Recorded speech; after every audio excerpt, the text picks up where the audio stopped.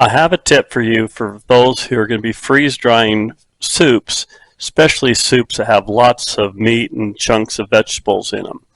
So instead of trying to pour all your soup into the tray and then trying to take the tray down to the freeze dryer, and on your way you're kind of spilling the soup out of the tray, take your soup and pour it into a colander.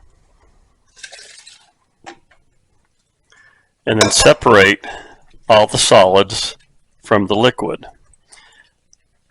And then go ahead and pour the solids into the tray.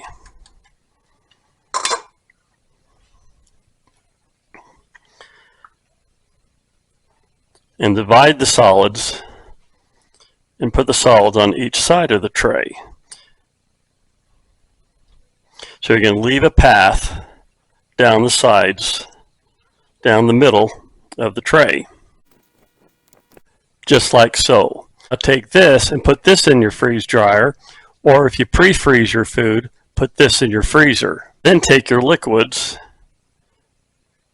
and put your liquids into a measuring cup or something you can use to pour with.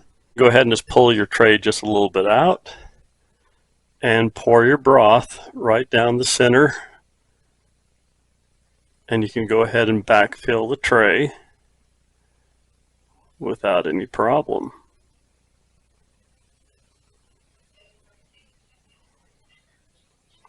And if you pre-freeze your food, you can do the same thing in a freezer, just like that. Easy peasy. Just want to share this quick little tip with you to make your life just a little bit easier. I hope you found this tip helpful. I'd like to thank you for your time. Please subscribe, and remember, go forth and freeze dry the world.